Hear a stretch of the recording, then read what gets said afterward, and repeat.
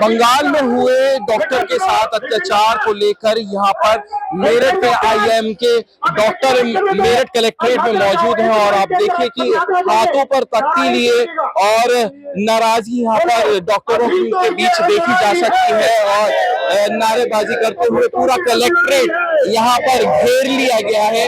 और यहाँ पर देखिए कि डॉक्टर से भी बात करेंगे क्या पूरा कुछ मामला क्या रोष है। फिर एक बार सड़कों पे उतरना पड़ रहा है, नाराजगी है। तो नाराजगी आप समझ लीजिए, पोस्टमार्टम रिपोर्ट देख लीजिए, आपका भी काम कौन उठेगा, रोहित आपको। बहुत गंदी रिपोर्ट है, पहली गाड़ी टूट गई है, ये किस स्तर पे किया होगा उन्होंने, आप समझने की कोशिश करिए।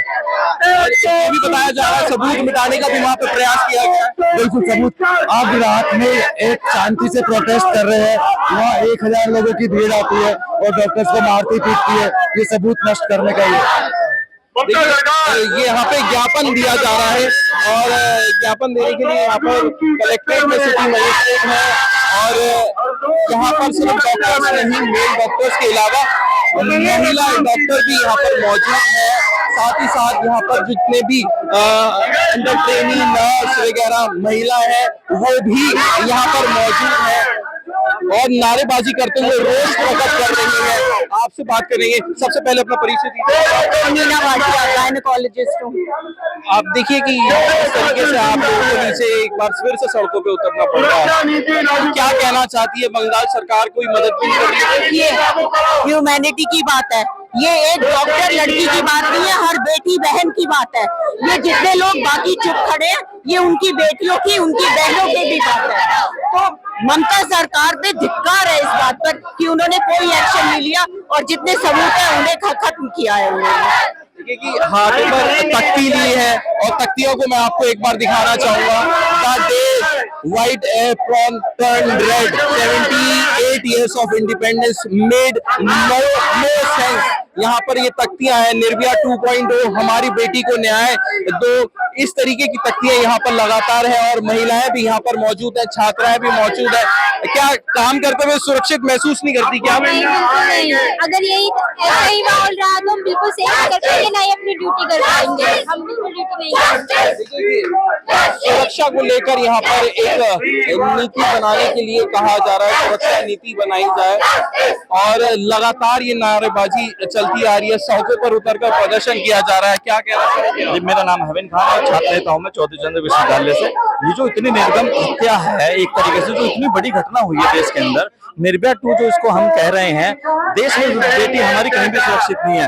जो डॉक्टर भगवान का दूसरा स्वरूप है, जो हर एक परिस्थिति में इंसान को बचाने के लिए काम करते हैं, इतनी बड़ी घटना जब डॉक्टर ही देश के अंदर सेफ नहीं है, कहीं ना कहीं मैं इसका जिम्मेदार ममता सरकार को ठहराता हूँ जहाँ पर ये इतनी बड़ी घटना हुई है। पूरा देश आज सड़कों पर है, डॉक्टर, छात्र, नौजवान, और हमारी यही मांग है कि जल्द से जल्द आरोपी को फांसी की कार्रवाई और मुकदमा फास्ट ट्रैक कोर्ट में चलेगी।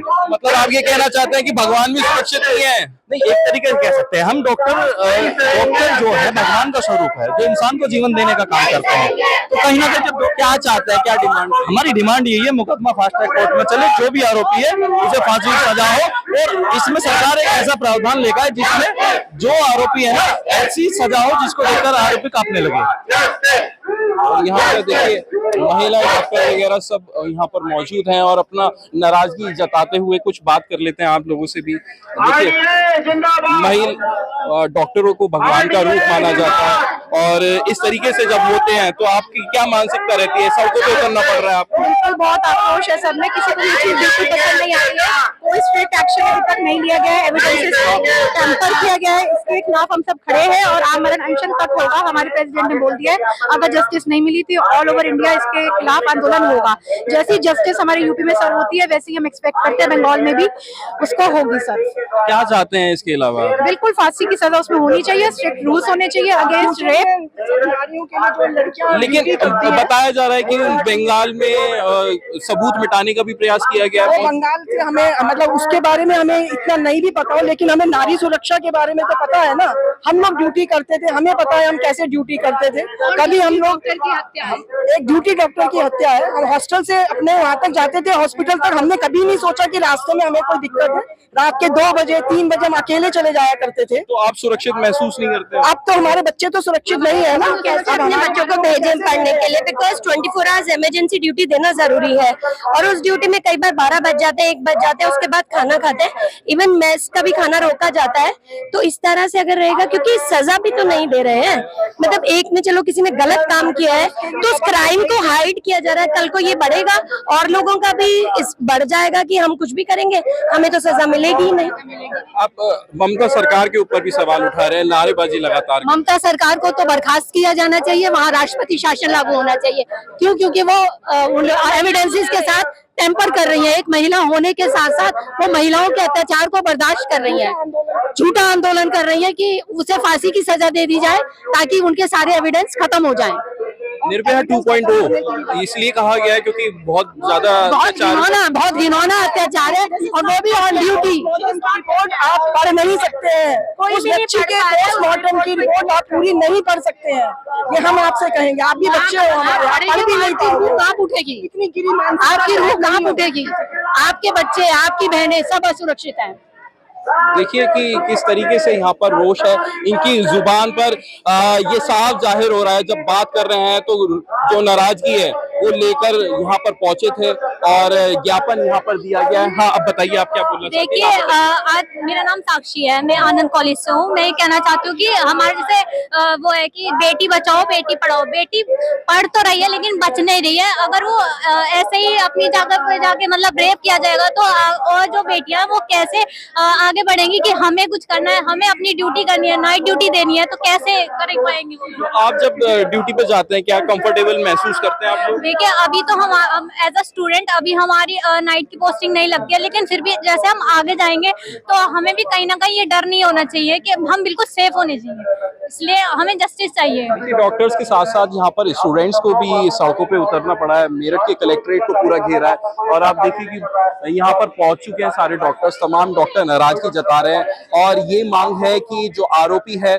उसको फांसी की सजा दी जाए। इस तरीके की देखिए तख्तियां हाथ पर लिए हुए हैं और तख्तियों पर अपराधियों को फांसी दो, ये पूरी तमाम बातें यहाँ पर लिखी हुई हैं तख्तियों को लेकर। और कोलकाता को लेकर भी आप देखिए कि एक और तख्ती आपको हम दिखाना चाहेंगे। निर्भया 2.0 हमने दिखाया, justice delayed is justice denied, ये तख्ती हाथ पे है। और इसके अलावा देखिए कि Kolkata, all eyes on Kolkata, लेकिन कहा जा रहा है कि जो सरकार है वो काम नहीं कर रही है, वो इंसाफ दिलाने का प्रयास नहीं कर रही है। क्या आपसे हम बात कर सकते हैं? क्या थोड़ा सा आपसे बात कर सकते हैं? क्या नाम है आपका?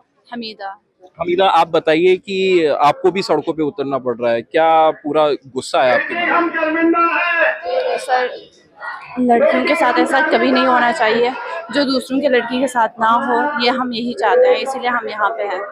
देखिए, सबके साथ ना हो और लड़कियों के साथ ऐसे घटनाक्रम ना हो, उसको लेकर यहाँ पर सड़कों पर ये महिला डॉक्टर, नर्स, तमाम लोग यहाँ पर उतरे हैं और रोष जाहिर कर रहे हैं। अनमोल शर्मा, TV9 उत्तर प्रदेश, मेरठ।